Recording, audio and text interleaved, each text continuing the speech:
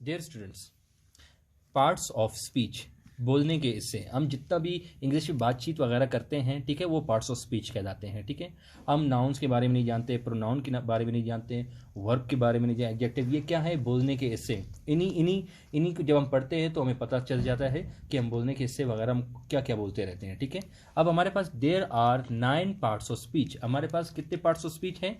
9 parts of speech. Number 1 हमारे पास है noun, pronoun, verb, adjective, adverb, conjunction, interjection, preposition, article. तो हम पढ़ते हैं नाउन। नाउन क्या होता है? किसी भी शख्स के नाम को या चीज़ के नाम को नाउन कहा कहते हैं। ठीक है, अब दुनिया में, यूनिवर्स में जो भी चीज़ें हैं उन तमाम चीज़ों को क्या कहते हैं? नाउन कहते हैं। Name of everything in universe is called noun. इस कायनात में जितनी भी चीज़ें हैं उन तमाम चीज़ों के नाम को क्या कहते हैं? नाउन कहते हैं। एग्जाम्पल में हमारे पास Quetta, school, cycle, bus, train, application, city, advice. Example में Quetta is a big city, तो Quetta is a big city, तो कोयटा हमारे पास क्या है? नाउन। और यहाँ पे सिटी भी हमारे पास क्या है? नाउन। प्रोनाउन, प्रोनाउन वो है जो नाउन की जगह इस्तेमाल होता है। ठीक है, देयर आर 7 प्रोनाउंस। हमारे पास कितने प्रोनाउंस हैं? 7। नंबर एग्जाम्पल है हमारे पास he, she, it, I, we, you, they. इन सबको हम क्या कहते हैं? प्रोनाउन कहते हैं। अब एग्जाम्पल में हमारे पास देखिए, नंबर 1 सेंटेंस को, she is a good student, वो एक अच्छी स्टूडेंट है। They are speaking French. अब शी और दे, ये दोनों हमारे पास क्या है? प्रोनाउन है हमारे पास। अब नंबर 3 हमारे पास क्या है? वर्ब। ठीक है, अब verb is a word which show an action. Verb काम को कहते हैं जो कोई एक्शन शो करता है, जैसे कि खेलना, उठना, बैठना, जाना, आना, ये सारे हमारे पास क्या है? काम है।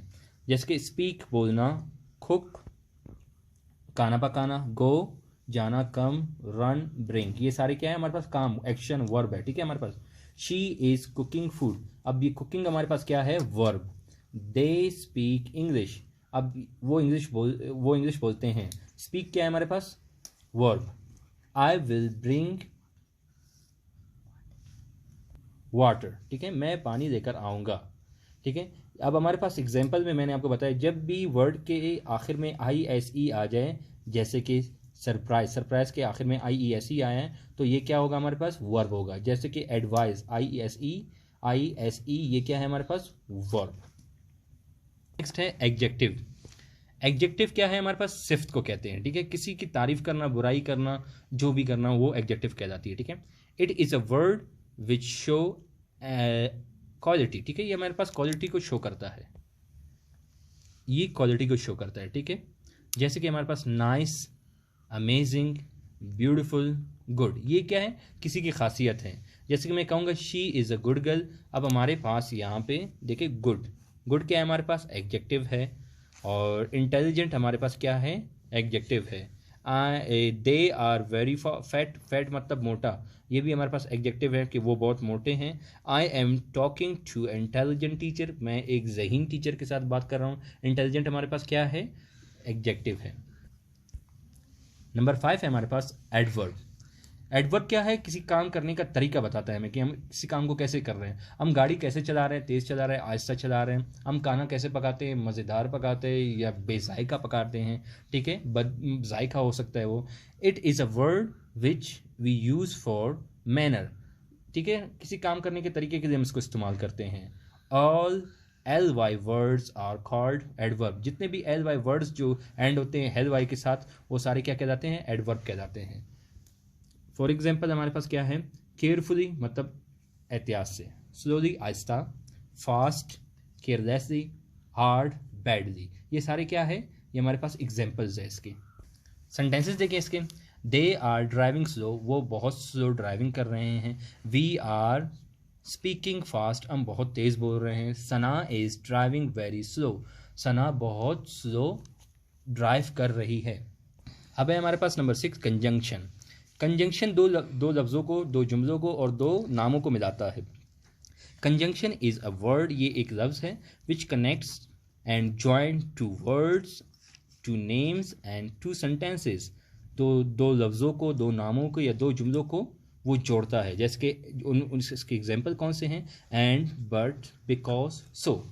अब एग्जाम्पल देखिए हमारे पास, शी इज़ अ रिच, वो अमीर है। अब दरमियान में सेंटेंस का बट लगा तो दूसरा जुमला क्या बना, माइजर, बट माइजर, लेकिन वो कंजूस है। She is rich, she is rich, वो अमीर है, बट माइजर, लेकिन कंजूस है। बट अगर हमने बट लगाया तो हमें पता चला कि ये कंजंक्शन है। आई लाइक दिस बुक, मुझे ये किताब पसंद है, because it is very interesting, क्योंकि ये बहुत दिलचस्प है। अब दो नाम कैसे मिलाते हैं, Ali and Sana are playing football, Ali और सना फुटबॉल खेल रहे हैं।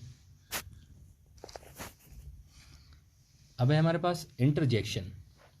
It's a word which we use for sudden feeling of mind. अचानक हमारे माइंड में कोई भी चीज़ आ जाती है, या हम किसी गर्म चीज़ को छू लेते हैं, ठीक है, या हम कभी कभार अचानक से हमें कोई चीज़ लग जाती है तो हमारे मुंह से जो आवाज़ें निकलती हैं तो वो क्या है, वो है इंटरजेक्शन। जैसे कि अल्लास ही इज़ इल, अफसोस वो बीमार है। उर्रा, खुशी का इजहार जब हम करते हैं, उर्रा आई वॉन द मैच, मैं मैच जीत गया।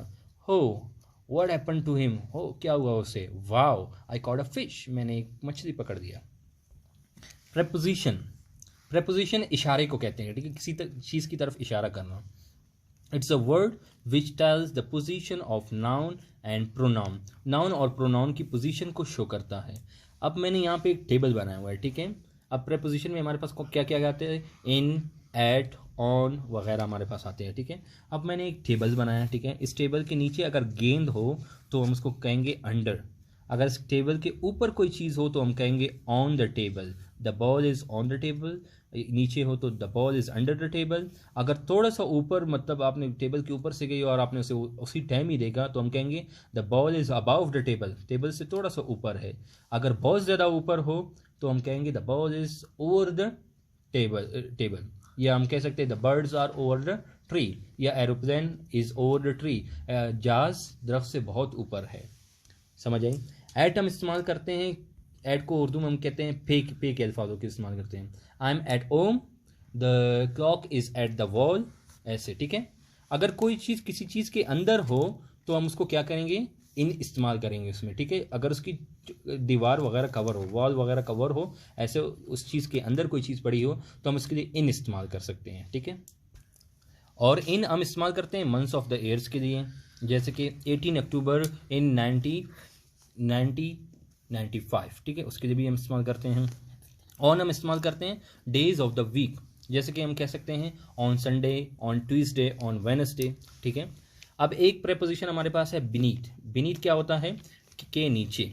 अब सपोज अगर कोई भी चीज़ हमारे पास यहाँ पे, अब बीनीथ का ये मतलब है अगर ये मेरा पेन है, अगर ये पेन कॉपी के नीचे ऐसे पड़ा हो, ठीक है, तो हम कहेंगे, हमें नज़र नहीं आ रही तो हम कहेंगे the pen is beneath the copy. Pen कहाँ पे है, कॉपी के नीचे हैं। इस तरह छुपी हुई चीज़ों के लिए हम इस्तेमाल करते हैं बीनीथ इस्तेमाल करते हैं। बेलो एक और प्रेपोजिशन आ गया हमारे पास, जो पानी में इस्तेमाल, पानी के लिए इस्तेमाल करते हैं। अगर मछली पानी के अंदर हो तो हम उसको कहते हैं बेलो, ठीक है।